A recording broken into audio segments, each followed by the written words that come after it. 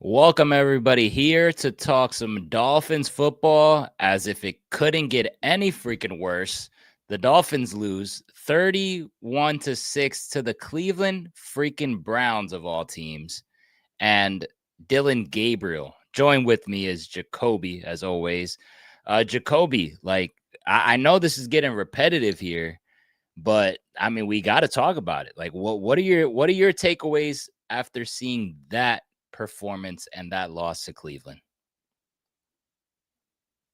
Pitiful, atrocious, abysmal, whatever word you can say for it. It was a fucking shit show to the point where I just was laughing my ass off.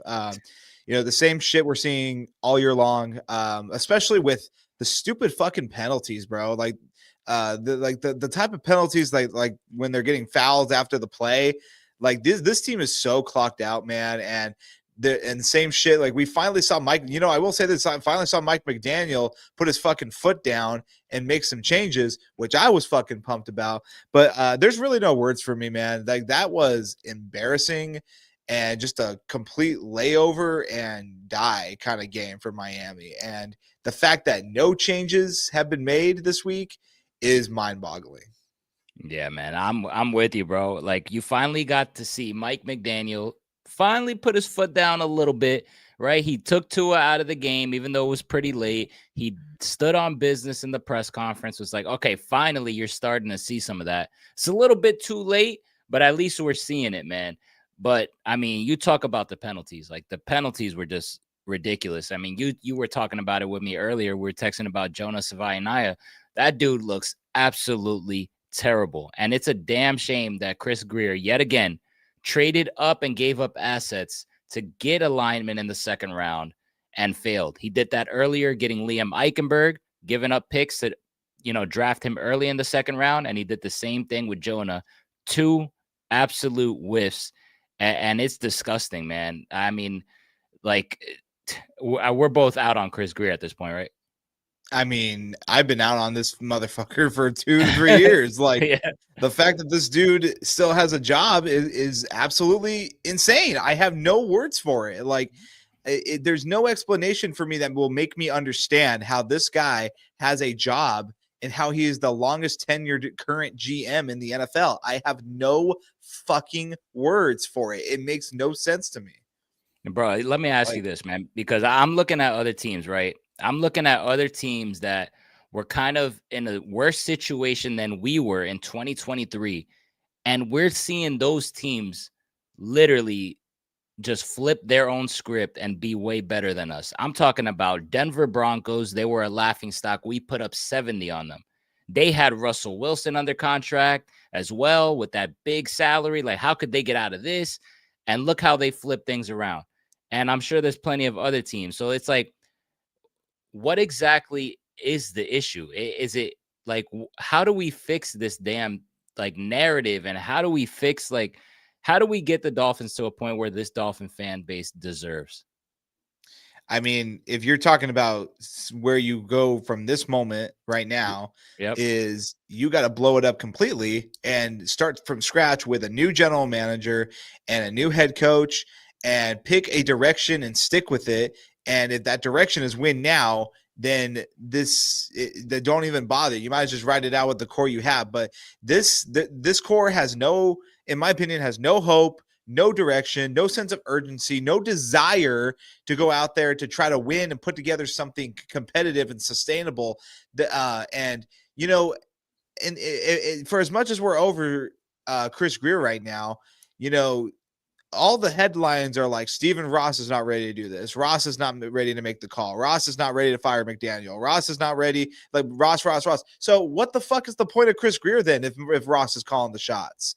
So Ross needs to get a goddamn grip on what's going on with Miami right now. And I don't know how he doesn't open his eyes and look that, this team is just a laughingstock and there's clearly no grasp on the locker room right now.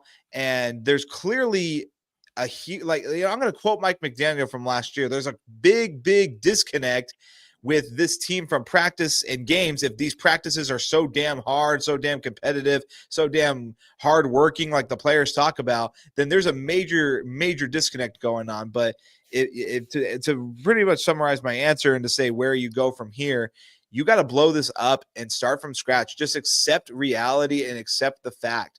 Like don't bring all the fans down with us trying to make us believe in a product that has no fucking chance in this league. And at this point, it's so irritating to just sit back and try to buy this bullshit that they think this team can compete, and they fucking can't. That is what is so frustrating for the fans right now. Yeah, dude. And we were talking about it earlier. Like, yo, we back this team up. We were talking about it in streams. Like, people go out and travel to watch these guys. They buy the new jerseys. And it's like, yo, like, look at what they do, man. And it's like all we ask for now as Dolphin fans, like, I mean, you've seen it, bro. Like, the tickets are super cheap. The seats aren't even filling up anymore. All we ask for, bro, is like, can you just admit a direction at least? Like, why do we have to kind of like play this game where you and I, or for example, are talking on stream like, yo, Jacoby, where should the Dolphins go next? Like, what should the Dolphins do? Instead of having a clear direction, like, yo, are we rebuilding? Are we not? And that's probably the most frustrating part, where in reality, it's like we're basically tanking without saying we're tanking at this point. Like, it's obvious, bro. Like, there's no way Stephen Ross like believes that Chris Grier and Mike McDaniel are really the right guys right now to this point. I refuse to believe that. And maybe Chris Greer's like, I mean, Stephen Ross is like, hey, yo, I want to get a top pick with the new guys that I'm gonna have in here. I might as well keep these guys to finish out the shit job that they're doing. It's really hard for me to agree with that, though, because if Grier, if Ross was, like, had the sense that these guys are not the right fit for the job, he would have made some changes last year. We saw this team not be aggressive to build on the success you had in 2023 and make it sustainable. And, if Ross had any sense of, what the hell is going on and any sense of what's right and wrong, Grier would have been out of here a long time ago. McDaniel probably would have been out of here by now. And he's continued to settle and let these guys continue to drive the helm. So it's really hard for me to agree with you that he is keeping these guys around because this is a lost season. I'd rather get the first pick. That just doesn't compute for me. I don't have any reason to think Ross knows what he's doing. So yeah, maybe he's smarter than I'm giving him, but I have no reason to believe that. Nah, you're right, man. He hasn't shown that. He hasn't shown. Now, I could tell you that's what I want at this point. Like, I wanted a head coach earlier, but at this point, hey, yo, keep these guys here right now. Just, you better not bring them back next season. And you better pull that plug like immediately on Black Monday. Once the season is over, give the keys to the new people to make their decision with the quarterback, the draft pick, and all that goes with it. Speaking about the quarterback, yo, this dude continues to make headlines for all the wrong reasons with his play, with the stuff he's saying. This guy targeted Jalen Waddle, who's supposed to be a number one wide receiver, 3 times. All right. Jalen Waddle had 4 targets. 3 of them were from Tua in that game. And he said that the reason why he couldn't go to him is because he's a little bit of a shorter quarterback. I swear he said this. I don't know if you saw it. He's a shorter quarterback, so he couldn't really see over his offensive lineman. I mean, like, that's got to be the most craziest thing to say. Like, this guy just continues to say the most crazy shit out there, on top of throwing 3 interceptions this past Sunday. Where are you at with this this clown Tua, man? Tua, I repped you your first 2 to 3 years in the league. I cheered when you got drafted. I stuck up for you to freaking death, man. I took so much shit for having faith in you all the time. I just thought if we would have got you the right support, which I think we did, that you would show up and be the man that we all tanked for and be the man that we all just went crazy for. And man, what a fucking clown you have turned out to be as a person. And it all started when you got fucking paid, because before he got fucking paid, he was the most humble guy ever. He was not this kind of an asshole to the media.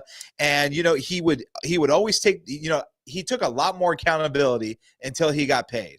Once he got paid, he had this I don't give a fuck, ego come out, and now he's saying he's on a monumental run of press conferences, by the way. Every week it's something different and so mind-boggling. And for as much for the comments he made today, for as much as that's true, you are short and you probably can't see over that whole line. Yeah, sure, that's true. But that goes back to Chris Greer. That is your $215 million quarterback telling the press conference he's too short to play in the NFL. So that is on front office and ownership for paying monumental wealth to a fucking incapable quarterback. So I didn't really get pissed off from him saying that, because it is probably the truth and it is a concern that we have probably thought about Tua for the past few years. But I'm like, that's on Chris Greer. Like, he has these issues. He really can't see down the field much or over these O-line, and you still gave him $215 million. So that's what really my thought on this. But if you really want my very simplified answer, Tua, shut the fuck up and just play and perform. Especially when you have bad games, shut the fuck up. That is what I have to say. It is so fucking annoying. First of all, I love that. I love when you roast these guys, because they freaking deserve it, man, at this point. And I'm with you, bro. Me and you, honestly, have probably been one of the few people that have stood by Tua longer than most people, bro, longer than he freaking deserves. But yo, I'm telling you, at this point, to begin the season, once I saw him play like that against the Colts, I turned on that dude so freaking quickly. Like, you have no idea. Like, I don't even want to hear it. Like, and I can't even defend. Like, you can't even argue against anybody at this point. Like, whatever anybody says about Tua and the Dolphins, like, if they're talking shit, they're right. Like, there's no defense to it. And remember, we talked about this the other time where Tua got so defensive about, oh, I turned the ball over in bunches. Like, oh, that's insane. Like, he got so mad about that. And it's like, go look at your own stats, bro. Like, you had 3 picks against the Chargers, and then you had 3 picks against the Cleveland Browns. But remember, Tua doesn't turn it over in bunches. And 3 turnovers against Indianapolis. Like, that's what I'm just trying to say. And at least he's like, after the game, he's like, oh yeah, I mean, I can't turn the ball over. I gotta be better. That's all I really want to hear from you. Just take the accountability and shut up. Like, that's literally all I want from him. And it's just every day, it's just getting worse and worse and worse, like with what he has to say. Now, maybe something's brewing on the inside, but damn well, and every other Vince fan that we talk about, he was not this like self-destructive with his words until he got paid. So I just think he's truly like, I'm just here. I'm getting my money, and that's all I need. So I feel like that's literally the mindset. I don't have a reason to believe otherwise. I really don't. No, I'm with you, bro. And his actions show it, man. This dude is like, whether I throw 3 picks or 3 touchdowns, I'm still going home to see my kids. Like, really? Like, that's the stuff you're saying? It's just like we talked about, bro. Like, the accountability and how bad the season is going. These are comments as a leader and a quarterback you just don't make if you're taking your job serious. If not, you just don't care. And that's what I'm seeing, bro. This guy literally doesn't care. And I'm glad that he's performing this way, because like you mentioned, bro, ever since he got paid with that money, he absolutely has changed his personality, how he speaks and everything like that, where I'm just completely off this guy, man. And I'm glad, I swear to you, the fact that I already want the Dolphins to lose every freaking game for the rest of the season, I'm glad to see that in combination of those losses, you're getting this poor play from Tua, because I know it bothers him since I used to think, he cared, but I'm glad that he's throwing all these picks and making his stats look absolutely like laughable. He deserves everything that's happening to him right now.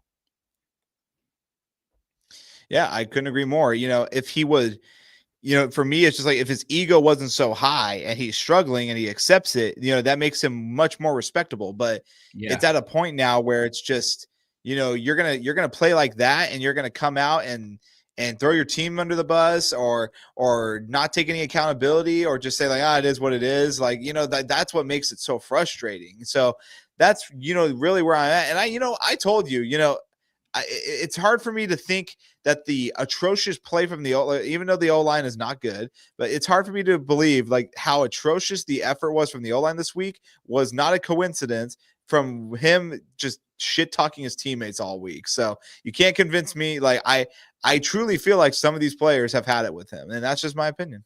Yeah. Has Mike McDaniel lost this locker room, Jacoby?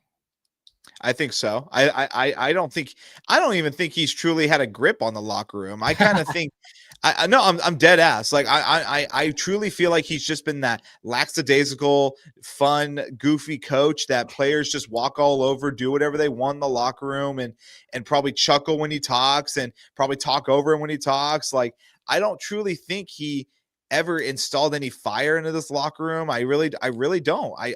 He's not that kind of coach. He's not a leader. He's probably a hell of a coordinator, a hell of an offensive genius, but he's not the kind of coach that goes in there and fires up a team and makes them, locked in and focused, ready to go. Like that's, I'm a firm believer in when teams crave you and they call you out for your weakness mentality and you lose to all these winning teams, you lose in the tough weather. That's why, because it's a soft culture. And I don't feel like I said, I don't feel like he ever had a grip on the locker room.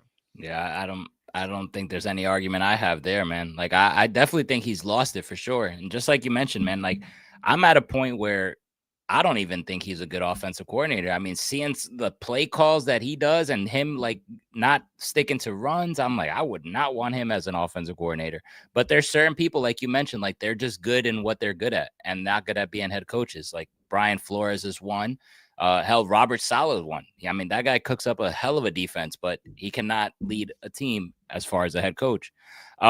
Shifting on over to the Falcons. So we got a game in a dome where Tua is supposed to play better, but then again, let's just remember what he did when he was in Indianapolis. Thoughts on this Falcons team? Now, the Falcons have improved in a lot of categories, which we mentioned here on this show for the last couple of weeks, man. What are your thoughts on Michael Penix and the Atlanta Falcons this season? Yeah, this has been like a little bit of a confusing team. I mean, they have some really impressive wins, but they have some really confusing losses. Like they got blown out to Carolina. They just couldn't get any offense going against San Francisco after they really stomped on Buffalo all last week. But I've been really impressed. I think Penix is playing really good. Drake London is being a very versatile threat for them on the offensive end, and Bijan Robinson, we know what he brings to the table offensively.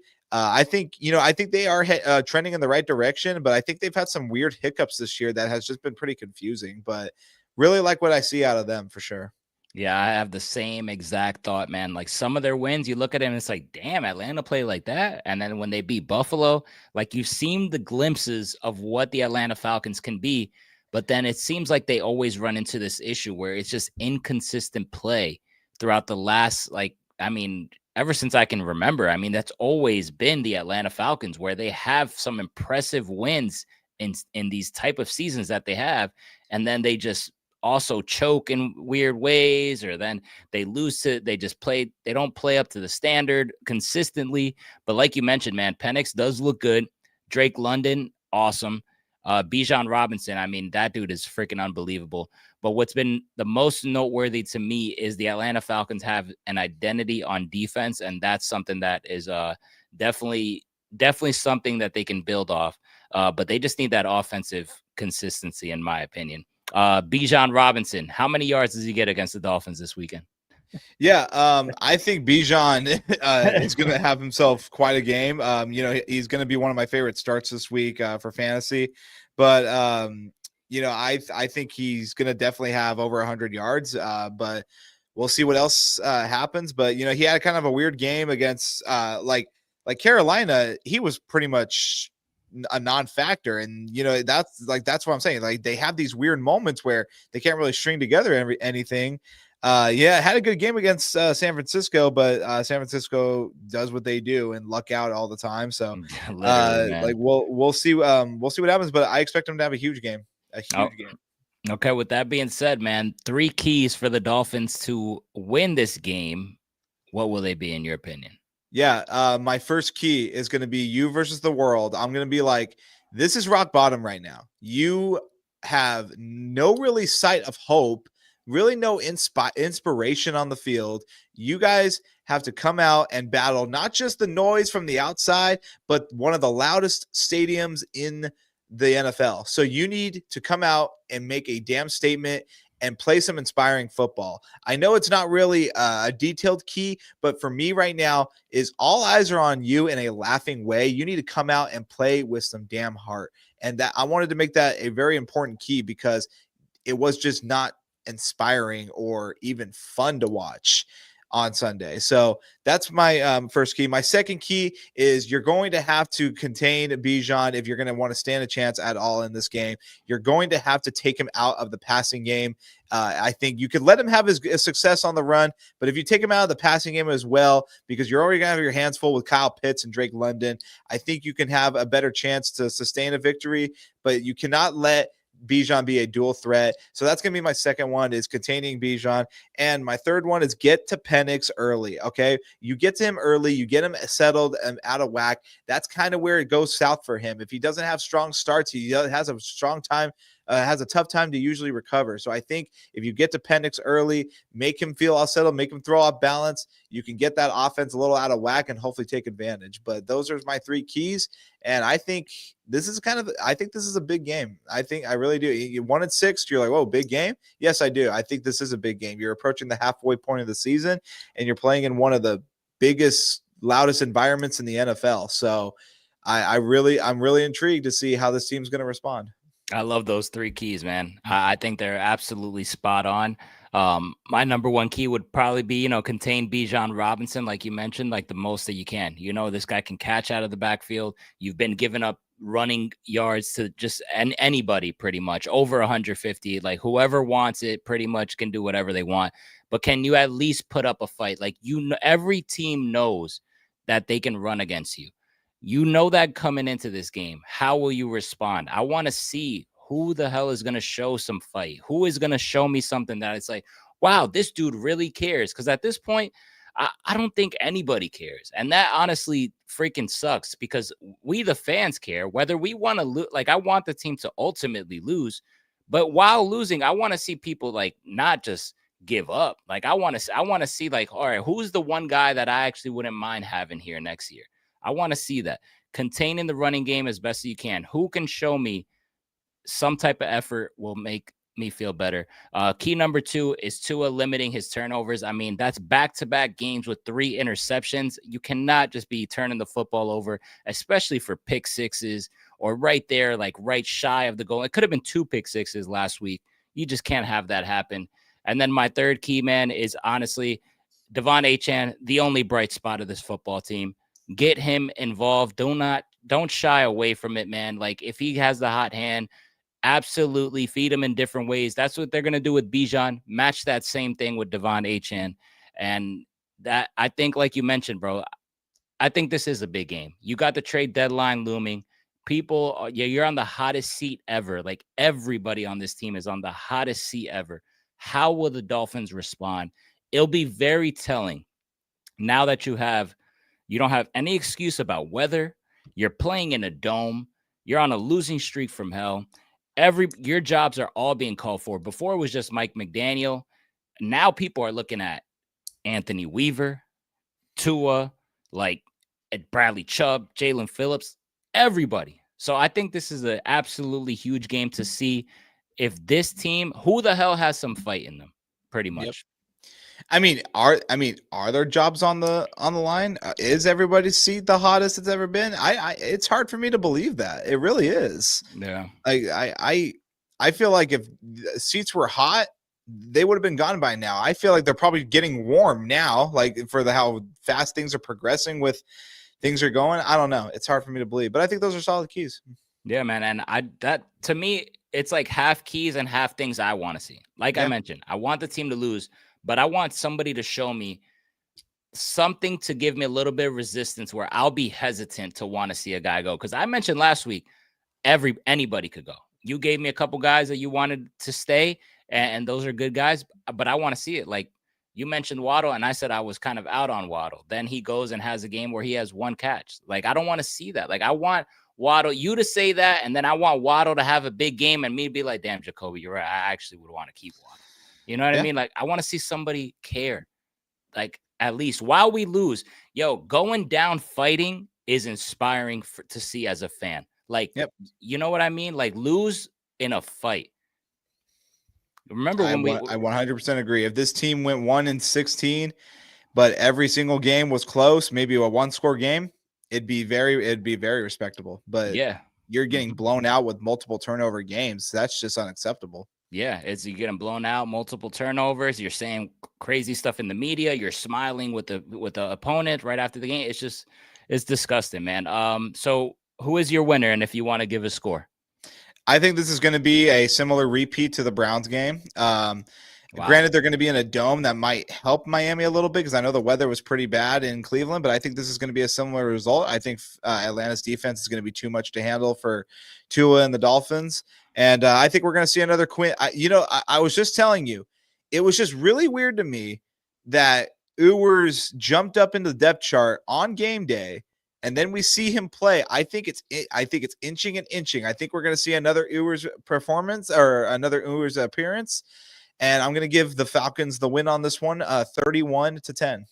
bro. If we see Quinn play again, I will be so shocked. To be honest with you, man. I feel like it's coming because I like I said, for as much as I hate McDaniel, I love what he said after the game. I loved it. I loved when he benched Tua. That's what I want. I want to see him put his foot down. If he was like that since 2022, Yeah, I'd probably had more faith in him. But I think he's a pushover. But we heard him say he's like, I'll change the style of play if we have to. If you're not positively attributing to this team, I have no choice than to assess a different player. I love it. I want to hear that. Put your players on notice. Put them on blast. I want to hear that. So I just think it's really coincidental that Quinn jumped up in the depth chart on game morning, like the morning of game day. Like, I just thought it was a little weird. So I think we're going to see him again this week. I have a good feeling about it. I already give Mike credit for doing those baby steps that he did. But if he comes in here and does that, and I'm not talking about when the game is like, 31-6, 8 minutes left, garbage time. Like, no.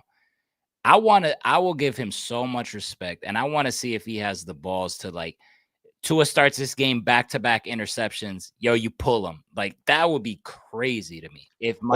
Or if you're down double digits, like maybe 15 plus at half, and Quinn comes out for half, like, I'll take it. Like, I'd be pumped. I will be so shocked if he does that. But that's the right move. That would show me that Mike stands on business. I'm gonna be paying a close attention to that, man. That would I will 100% feel the same way. I'm like, okay, he not only does he actually look like he's fighting for his job, but he's actually leading. He's showing the guys, like, you're gonna play like shit. You're coming out. So, bro, but you have to, like, Sean Payton did it, bro. Yeah, like, you know what I'm saying? Like, F the contract, bro. Like, stop. Like, Russ sucked, and he's like, yo, screw it. I don't care, bro. I don't care how much is the cap hit that we take. Like, you gotta do it, man. Like, you'll get so much more respect. But it sucks that he waits so long to make these decisions. But I think the Falcons will win this game. I actually think the Dolphins will probably lose this game at the end in a nice little heartbreaking fashion. I think the Dolphins respond. I think they put up a fight. I think they lose by probably like 6 points at the end of the game. That's how I see it shaking out. And I don't think Ewers does play in this game. I just don't believe Mike will do it. I hope he does, though. Okay. No, that's I can't believe you're making it a close game, but I think Atlanta has 5 times more firepower than Cleveland. So we'll see. I just I don't see it. I can't. So we'll see. They do. They are a way better team than the Cleveland Browns. I just feel like, I don't know, 3 interceptions back-to-back games. Now you're playing in a dome. I don't know. I have a feeling that we see them play differently this one. I think Tua actually plays a good game, which is crazy, but I actually do. I'm not falling for it now. Like, I still want him out. All right. Like, don't get me wrong. I still want him out, whether he has a good game or not. But I feel like he's going to respond, and then the Dolphins will still lose because, like you mentioned, the firepower on the other side is just crazy. And now we're out Darren Waller. He's on IR. So, it's just, if I'm not mistaken, it's tough. I think Atlanta is undefeated at home. Yeah. I want to say that. I believe so. And we got a comment here. Falcons play so good at home. Yeah, I saw that. I'm looking right now. Yes, they are undefeated at home. So like I said, it's one of the toughest environments in the NFL. So I think it's going to be ugly. I really do. Yeah. Well, we shall see, man. We'll talk about it next week, and let's jump into fantasy football start and sit. Talk to us, Jacoby. Yeah, the Dolphins absolutely screwed my team this week. I mean, I have Achane, Waddle, and I picked up Waller because Brock Bowers can't hit the field to save his fucking life in my other league. So I picked up Waller. Waller lasted one play. Waddle had one catch, so I had an ugly week. So I'm hoping to get back on track this week. I got Amon-Ra St. Brown, which has been huge, and he's got a bye week, so I'm hoping for the best. We'll see. But going on to my starts and sits for my quarterbacks, I'm gonna give the bounce back guy. Okay, this guy did not have the greatest week. He is questionable this week, but I think he will play. He had one touchdown and one interception and missed a lot of open throws against Detroit this week, but he's going up against New Orleans, and I think it's just the perfect bounce back performance he's going to need, and that's Baker Mayfield. I think he's going to bounce back and have himself a solid game. I think he's going to be reaching over 15 plus points this week. And for my second stardom, I'm going to give the man in Denver who's averaging 19 points a game and going up against the last ranked defense against quarterbacks in Dallas, and that's Bo Nix. I'm giving him the start. He put up a whopping I'm just going to round it up to 40 points against New York, and what a game that was. What a comeback for the Broncos. I just thought that was just such a great game, and I'm going to give him the start this week. I think he's going to have an amazing game against Dallas. And going to the Sid'ems, even though this one is the QB3, Cleveland is just manhandling quarterbacks on fantasy right now, and that is Drake May. I'm going to give him the sit this week. Even like I said, I know he's a top 3 quarterback right now, but I think Cleveland is going to give him troubles. They are playing at home, so that might come to his advantage. But I'm gonna go with the sit on that one. And the second sit is going to be Dak Prescott for Dallas. They're going against Denver, who are ranked 4th right behind Cleveland against quarterbacks. So I think those are some pretty standalone sit-ems, and I think I'm going to hit the nail on the quarterbacks this week for sure. Yeah, I love that pick with Bo Nix, bro. Like that game last week was insane. I mean, he just really put that team on his back, and now you're going against a Cowboys team who just gives up a ton of points to opposing quarterbacks. So I'm with you on that Bo Nix one. Yep. And for my running backs, gonna go with the guy coming off the bye, and that's James Cook. He had 2 really, really bad performances before the bye, only 4 points against New England and 8 points against Atlanta. So I'm going to give him the bounce back against Carolina, even though they've been kind of surprising running backs, but I'm going to give him a 20-point performance. I think he'll have a good week. And I know I said that Bijan was going to be in my top ones, but I think that's just an obvious stardom. I mean, Bijan was probably the number 1 pick, so I didn't want to put him on the list. But my second one for the second consecutive week is going to be Cam Skattebo. I think he is just being so fun to watch, and he's been just that rising guy since the injury. Where he was able to step in and perform. He's had 16, 19, and 15 in terms of carries the last 3 weeks. And going up against Philadelphia, who are ranked 25th against running backs. It's been a weird year for Philadelphia. I think he'll have over 20 points as well. Give me Skattebo for sure. Love that. For my sit-ems, I'm going to go with my running back, who I'm just having no hope for, and that's Alvin Kamara. He's just, I mean, granted, he's on a really bad team, and he's somehow still in the top 20s, top 25 for running backs. His carry usage has not been bad, but just New Orleans are just down every time, and it's just been very tough for him to get some stuff going. He only had 6 points this past week, so I'm going to sit him again, even though he's going against a really weak run defense in Tampa, but he's going to be my sit for sure. And going up against for Dallas, and that's going to be Javonte Williams. I don't like the matchup for anything against Denver right now. I know Javonte is the running back 6, but Denver is just playing amazing defense, and I'm going to sit him if I have a better options for sure. I agree with that. And you mentioned Cam Skattebo. Keep in mind, guys, he had 98 yards against Philly last time they played, which was just 2 weeks ago, including 3 freaking touchdowns. So yep. Give it to me. I love it. Absolutely. And for my wide receivers, I told you guys this first game back. I didn't care. I thought he was going to find the end zone, and he did on the first drive. Rashee Rice, I'm going to give him another start. Had 23 points for Vegas, and it was just apparent, like I said, that Kansas City was going to get him involved right away, and they did. And going up against Washington, who are in the bottom tier against wide receivers, give him another start. Love Rashee Rice right now. I just think he's just going to be that guy to save the Chiefs season. So I'm going to go with Rashee Rice. And then for my second stardom, Baltimore coming off a bye, but we're still going to be without Lamar Jackson, it seems like. But this guy is still managing to average around 13.5 points a game. And I think he's going to have a great game post-bye against the Bears, and that's going to be Zay Flowers. Chicago's averaging about 35 points to wide receivers. It's been a really tough defensive showing for them. So Zay Flowers is going to be my second stardom. That's good. And for my sit-ems, I'm going to actually go with Waddle this week. I think right now, I think Atlanta has an easy job for them especially without Darren Waller. So I think Waddle is going to just be an easy assignment for Atlanta to take out of the game. And I just think that's a pretty standalone pick. Waddle's going up against the second-ranked defense for fantasy, and that's Atlanta's defense. So I think Waddle's an easy sit-em. And then going over to Indianapolis, I know they've been having just a great season. This one's the wide receiver 10, averaging 15 points a game.